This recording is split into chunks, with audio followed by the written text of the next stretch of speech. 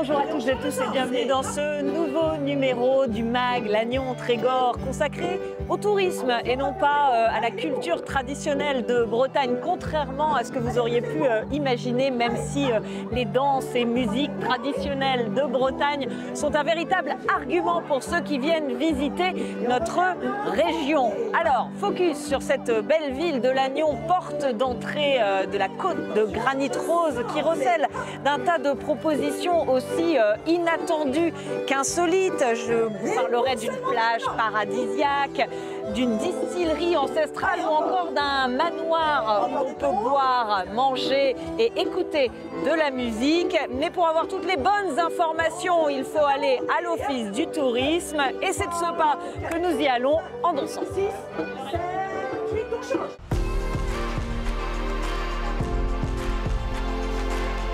Pour visiter le cœur de ville, en fait, vous avez 3 balades. Il faut savoir que l'Office de tourisme a déménagé il y a peu. Cécile Lebrun, bonjour. Bienvenue. Vous êtes responsable de ce bureau de Lannion pour l'Office de tourisme de la côte de granit rose. On voit beaucoup de touristes franchir la porte de cet office qui est tout neuf, hein, on va le dire. Qui sont ces gens qui viennent chercher renseignements ici à l'Office du tourisme? Alors, on a plusieurs profils différents qui viennent nous voir. On a notamment des excursionnistes qui viennent à la journée. Donc, eux, ils viennent pour visiter le cœur de ville historique de Lannion, bien évidemment. On a des randonneurs également qui viennent nous voir. Donc, eux, soit ils font le GR34 et donc ils cherchent soit un hébergement pour la nuit, soit des informations concernant la randonnée. Ou alors, on a des familles qui viennent aussi nous voir et qui cherchent à faire des petites choses avec leurs enfants pendant leurs vacances. Et alors vous, à l'Office, votre rôle, c'est quoi? C'est de les guider, de les conseiller? Tout à fait. Nous, notre rôle premier, c'est l'accueil et l'information. Donc évidemment, on va être là pour leur donner des informations, des pistes, des idées, pour qu'ils puissent passer un agréable séjour chez nous. On a assisté à une petite initiation de danse bretonne. Est-ce que cette culture de danse, de musique, c'est un attrait pour les touristes? Tout à fait. Ils sont très friands en fait des danses bretonnes parce que c'est quelque chose qu'ils ne connaissent pas pour la plupart du temps. C'est vrai que nous, on a une culture très festive, clairement. On aime danser, on aime chanter, on aime toute notre culture. On est vraiment très imprégnés. Donc eux apprécient effectivement d'avoir cette notion de danse bretonne. Qu'est-ce que c'est? Comment on fait? Alors, on imagine qu'ils aiment aussi découvrir autre chose. Est-ce que Lannion a des arguments aussi peut-être pour concurrencer un peu cette côte de granit rose qui attire tous les regards et souvent beaucoup de touristes? Qu'est-ce qu'on peut faire finalement quand on vient à Lannion? Alors, quand on vient à Lannion, on peut faire des visites guidées, notamment de la ville, puisqu'on a la chance d'avoir des guides conférencières à l'Office. Elles proposent soit une visite patrimoine assez classique de la ville de Lannion, soit une visite ludique, donc là plus à destination des enfants avec un petit jeu de piste. Voilà, ça plaît beaucoup, c'est nouveau et en fait ça plaît bien. Donc voilà, on a également la chance d'avoir une brasserie artisanale bio donc sur Lannion. Donc on a Guillaume qui va proposer pour la première fois cette année des visites aussi de la brasserie cet été. Et puis on a des choses un peu plus insolites, donc comme la tonnellerie avec Benjamin Le Floch. Voilà, la tonnellerie qui est en fait la dernière innovation de la distillerie Warenghem, une véritable institution ici à Lannion. 125 ans d'existence, la distillerie était la pionnière du whisky français, c'était en 1983 et elle fait découvrir l'ensemble de ce patrimoine donc aux visiteurs. Anne Burlot a suivi une visite. Donc pour faire du whisky, on va avoir besoin de 3 ingrédients. De l'eau, des céréales et des levures. Pendant 45 minutes, ces visiteurs s'immergent dans les coulisses de la distillerie Warenghem, de la salle de distillation jusqu'au chai de vieillissement. L'appellation whisky, on a dit 3 ans de vieillissement minimum dans du chêne pour le whisky breton. Donc nous, on utilisera des fûts de chêne, mais qui auront servi au vieillissement d'un autre alcool. En 2023, année record, 10 000 personnes ont participé à ces visites découvertes tout public. C'est le cas de ces touristes parisiens, séduits par cette excursion. C'était vraiment très intéressant, très clair. Et puis la dégustation, on finit sur une note vraiment sympathique. Alors on va avoir donc visite découverte, donc ça c'est vraiment pour la découverte de la distillerie, donc de l'univers du whisky. Et après on va avoir une visite immersion, on va pouvoir partir plus en détail sur les processus de fabrication. On va avoir également une visite avec soit le maître de chai ou le directeur, donc ça s'appelle la visite maître de chai, donc qui est une fois par mois. On va avoir également des ateliers qu'on appelle Skål Whisky, qui est un atelier d'assemblage. Donc on va apprendre à fabriquer son propre whisky. C'est de la patience et puis c'est de la passion. Depuis l'année dernière, la distillerie organise une fois par semaine des visites de la tonnellerie.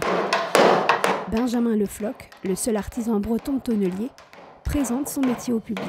C'était pas prévu à la base quand on a monté la structure, mais c'est vrai qu'il y a eu une demande, les gens ont un intérêt pour ce métier. Ils sont très surpris parce qu'en fait, les gens s'imaginent qu'une barrique, c'est une barrique. Alors qu'en réalité, pas du tout, c'est beaucoup plus compliqué que ça. Une barrique à vin, c'est pas du tout une barrique à whisky. En fonction de ce qu'on va mettre dans le fût est complètement différent.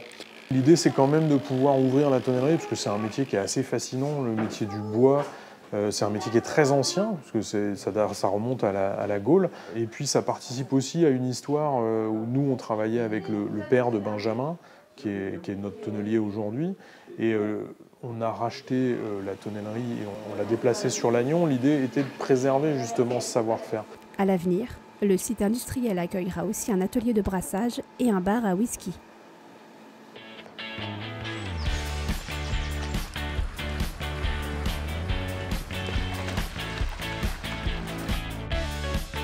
Nous voilà maintenant sur la base Sport Nature de Lannion en compagnie de Gilda Miosek qui en est le responsable. Bonjour Gilda. Bonjour. Alors, le kayak, c'est vraiment la discipline reine et historique ici sur cette base Sport Nature, mais aussi à Lannion. Comment est-ce que ça s'explique cet ancrage? C'est une question de géographie? Oui, il y a deux choses. Il y a la question géographique. C'est vrai que Lannion est bien situé puisqu'on est à 10 km de la mer, donc on a une partie maritime qui nous permet de faire du kayak sur l'estuaire du Léguer entre Lannion et la sortie du Léguer. Et on a aussi une partie sur la rivière en amont de Lannion, qui est, je rappelle, le Léguer, c'est une rivière qui a été classée rivière sauvage, donc une très très belle rivière, et qui nous permet de naviguer en amont de Lannion avec une arrivée sur la base Sport Nature. Où là, vous avez un stade d'eau vive, c'est ça? Tout à fait, on a un stade d'eau vive qui est une rivière artificielle qui a été créée en 92, donc il y a déjà quelques années. Et ça a la particularité, c'est que c'est une rivière marémoteur, c'est-à-dire que c'est la seule au monde où on stocke de l'eau de mer et on la rejette par le bassin d'eau vive pour fonctionner. Et c'est le seul bassin au monde marémoteur, le stade d'eau vive marémoteur de Lannion. Alors les kayakistes que nous avons vus aujourd'hui, ils font partie d'un club, mais c'est une discipline, le kayak, qui est finalement ouvert à tous. Comment est-ce qu'on la rend accessible ici à la base Sport Nature? Oui, donc il y a le club qui a des adhérents, avec une école de pagaie et des gens qui font de la compétition. Mais parallèlement à ça, il y a la base Sport Nature municipale qui propose des activités aux touristes, aux scolaires, aux différents groupes. Donc on accueille tout le monde. On peut venir ici, donc louer son kayak, le gilet de sauvetage, le casque et avoir quelques conseils, c'est ça l'idée? Tout à fait, ouais, ça permet, on peut sans problème descendre la rivière avec les bons conseils des éducateurs de la base. Oui, parce que ça ne s'improvise pas malgré tout, hein. Alors pour ceux qui n'aiment pas l'eau, je sais que vous proposez aussi des activités plus terrestres, comme le VTT ou le tir à l'arc par exemple? Oui, on propose le VTT, du tir à l'arc et aussi la course d'orientation. D'accord, c'est quoi la course d'orientation? La course d'orientation, il s'agit de trouver, à partir d'une carte, trouver des balises qui ont été mis sur des lieux. Donc on a 2 gros sites de pratique sur Lannion, 2 parcs. Et donc à partir de ça nous permet de s'orienter avec la carte pour retrouver les balises. Oui, une fameuse carte. À l'heure des GPS, on en voit moins souvent. C'est une discipline qui est plébiscitée par qui? Tout à fait, c'est aussi apprendre aux enfants de savoir lire les cartes, notamment, et les adultes aussi, hein, parce que c'est vrai que les GPS troublent un peu les choses. Je sais que vous faites aussi un peu d'escalade sur le site, Lannion s'y prête. Tout à fait, on n'a pas des grandes falaises, mais on a une tour artificielle qui fait 6,50 m, donc qui permet de bien s'entraîner en escalade. Pas mal pour prendre de la hauteur. Merci beaucoup Gilda Miosek pour cette explication de texte. On rappelle que la base nature, Sport Nature de Lannion est ouverte toute l'année. Il ne faut pas hésiter à frapper à la porte. Direction maintenant le manoir de Trorozec, toujours à Lannion. Il y a 2 ans, ce lieu est devenu un tiers-lieu culturel sous la houlette d'un couple d'artistes qui aiment le mélange des genres. Restaurants, marché de producteurs, concerts, pièces de théâtre. La Mutante, c'est son nom, foisonne de propositions que je vous propose de découvrir avec ce reportage. Suivez le guide.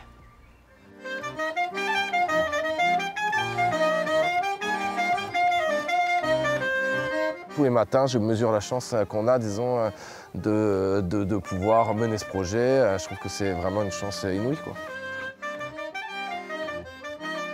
La philosophie du lieu, c'est de rassembler plusieurs choses dans le même projet. Du coup, à la fois de l'habitat avec des logements, également un lieu de rencontre, de sociabilité et un lieu tourné vers l'économie sociale et solidaire avec son marché et les foires et salons. Ce qu'on a eu envie de faire aussi, c'est un lieu de vie où les gens peuvent venir juste pour se retrouver entre amis ou alors juste avec leurs enfants après l'école, parce qu'il y a un très beau parc, et profiter soit d'un spectacle, soit d'un concert, mais pas forcément, en fait, on veut s'adapter aux usages différents des publics. Et à la fois, c'est aussi un lieu économique avec un bar, un restaurant, et du coup qui ne repose pas uniquement, disons, sur le pouvoir public. Et voilà, c'est un petit peu comme ça qu'on a envisagé ce projet. Et bien ici, donc, c'est un espace qui peut être dédié à des concerts, mais aussi à des projections, parce que le fond, c'est un écran de cinéma.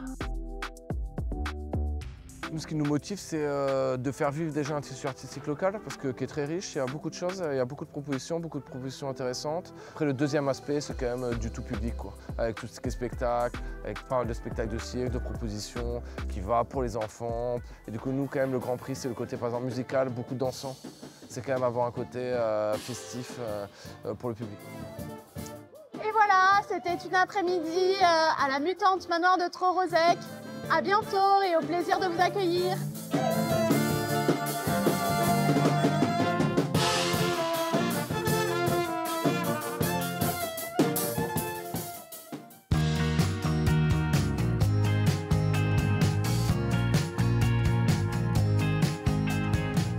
Alors Cécile, on se retrouve ici au grand air sur la plage de Bègue-les-Guers, autrement dit la plage des Lagnonnais.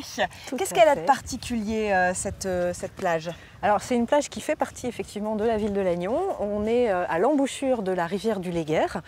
Il faut savoir qu'en 1750 et jusqu'en 1960, on avait du commerce maritime. Donc les bateaux arrivaient en fait à l'estuaire. Ils longeaient le Léguer et ils arrivaient quai de Viarme, donc là où est l'office de tourisme actuellement. Et il y avait une anse juste devant. Voilà. Oui, on n'est vraiment pas loin de Lannion, c'est pour ça qu'on l'appelle la plage des Lagnonnais. Exactement, on est à 8 km par le chemin de halage. Donc, petite trotte quand même. Oui, mais ça se fait très très bien. Quand le cadre est beau comme celui-ci, une après-midi ensoleillée, voilà, on prend sa serviette et on vient profiter. C'est un endroit qui a été aussi aménagé pour que ce soit plus facile d'accès. Oui, la ville de Lannion a aménagé en fait tout le parking au-dessus. Ils ont mis des pistes cyclables également. Le GR34 a été rebalisé pour qu'il soit plus visible des randonneurs. On a vraiment des infrastructures qui ont été aménagées, oui, pour améliorer le cadre des Lagnonnais, en fait, finalement, pour venir sur cette plage. Une plage où il y a aussi des activités, on peut faire. Il y a une école de surf notamment. Voilà, il y a une école de surf en fait qui prend ses quartiers pour l'été, donc du 1er juillet au 31 août, qui va proposer des activités en mer, etc. Et puis on a la chance d'avoir le bar de la plage, donc lui il est ouvert à l'année et il propose notamment des moules frites, bien évidemment en saison. Et alors le soir, avec le coucher de soleil, bon voilà, il n'y a rien à dire. Ouais, le plus beau coucher de soleil. Exactement, le plus beau coucher du soleil du Trégor. Voilà, on n'est pas venu à la bonne heure Cécile, mais on a bien noté l'information plus beau coucher de soleil du Trégor. Voilà, c'est ici sur la plage de Bègue-les-Guers. Merci pour cette visite. Si j'avais su, j'aurais pris ma serviette de plage. On m'avait vendu une émission à Lannion, je ne m'attendais pas complètement à ça. En tout cas... Toujours sa serviette dans le coffre. Voilà, le conseil en prime. Merci une nouvelle fois Cécile Lebrun. Nous, on se retrouve très bientôt pour un nouveau numéro du MAG Lannion Trégor.